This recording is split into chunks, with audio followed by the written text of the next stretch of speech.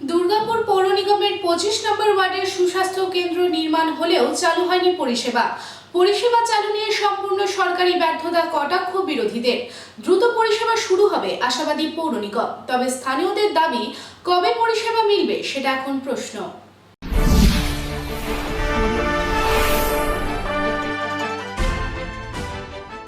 চিকিৎসা পরিষেবা উন্নত করতে দুর্গাপুর নগর নিগমের 25 নম্বর ওয়ার্ডের ফুলঝড়ের দুর্গাপুর নগর নিগমের উদ্যোগে গড়ে ওঠে একটি 3 তলার স্বাস্থ্য কেন্দ্র।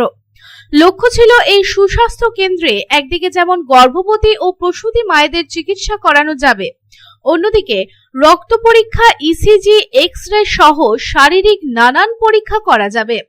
নিয়মিত চিকিৎসকও বসবে। হঠাৎ এলাকার কেউ অসুস্থ হলে সেই সুস্বাস্থ্য কেন্দ্রেই চিকিৎসা করাতে পারবে।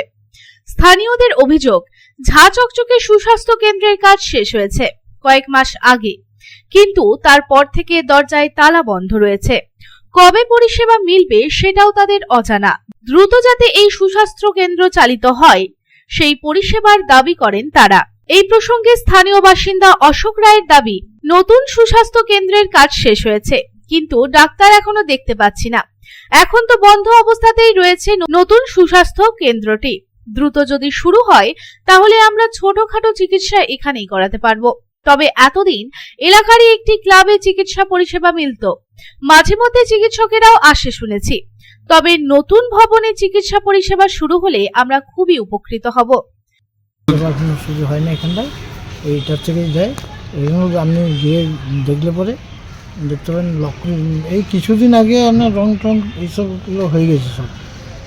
তো এখন আর ডাক্তার ফাক্তার দেখতে পাচ্ছি না, অনেকে এই আসছে মোড় থেকে।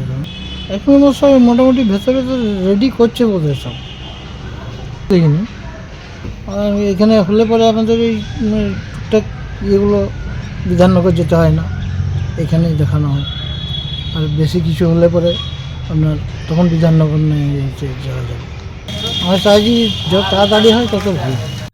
কটাক্ষ করে বিজেপির জেলা সহসভাপতি চন্দ্রশেখর বন্দ্যোপাধ্যায় বলেন, নগর নিগম এবং স্বাস্থ্য দপ্তরের উদ্যোগে একটি সুস্বাস্থ্য কেন্দ্র গড়ে উঠেছে, কিন্তু সেই সুস্বাস্থ্য কেন্দ্রে তালা দেওয়া রয়েছে।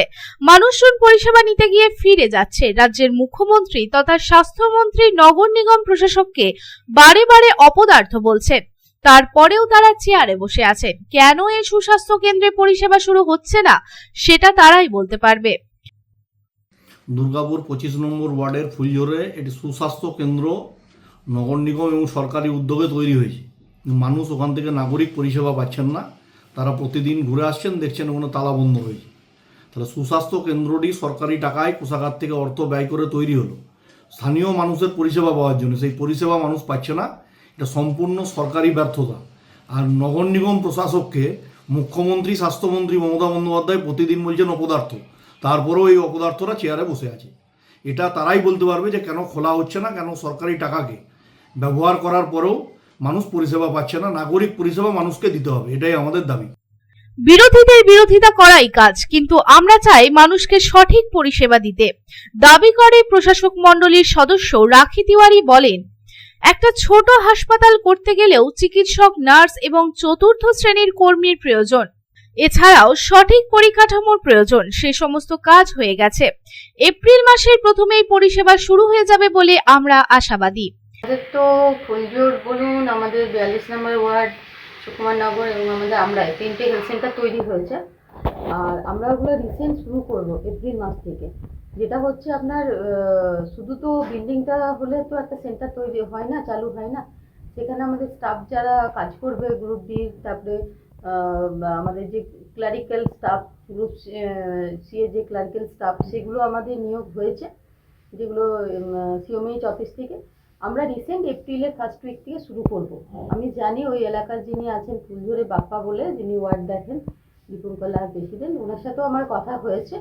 আর যেটা বিশেষ ছিল, আমাদের একটা ইয়ে ছিল যে যেহেতু আমাদের বিল্ডিংটা হয়ে গেছে, সেই কানেক্টিং রোড, সেই রোডটার জন্য আমরা একটা অ্যাপ্লাই করেছি, কর্পোরেশনে অ্যাপ্লাই করেছে। আমরা ভেবেছিলাম রোডটা হয়তো তাড়াতাড়ি হয়ে গেলে আমরা চালুটা করে দেবো, কিন্তু যাই হোক আমাদের কথা হয়ে গেছে ডিপার্টমেন্টে, আমরা এপ্রিলের ফার্স্ট উইক থেকে ওটা শুরু করে দেবো।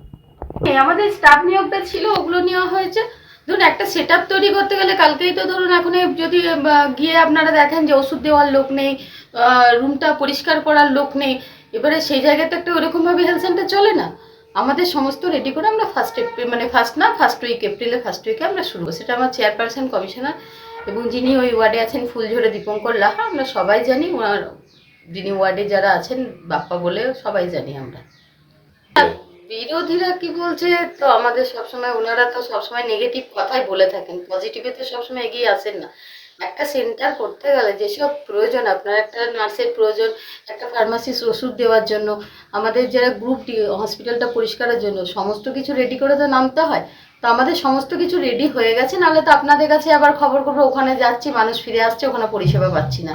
সেটা করে তো একটা আমরা যখন শুরু করব সেটা সেরকমভাবেই যাতে চলে, মানুষকে যেভাবে পরিষেবা দেওয়ার জন্য শুরু করা হচ্ছে সেটা মানুষ যাতে সুন্দরভাবে পায়, সেই চেষ্টা করেই আমরা নামছি। এবং এটা আমরা এপ্রিলের ফার্স্ট উইক থেকে আমরা শুরু করে দেবো। সেই দুর্গাপুর থেকে সাধন রোজের report, public Times. I am Dr. Radhakrishna. I am a gastroenterologist and a liver specialist. So I do visit Durgapur once a month. I stay here for 2 days. So we do different types of procedures pertaining to gastroenterology and liver. So we have a range of evaluations that we do here. We do the routine endoscopy, colonoscopy. Starting from there, we have advanced technologies like nasal endoscopy, liver fibroscan, capsule endoscopy,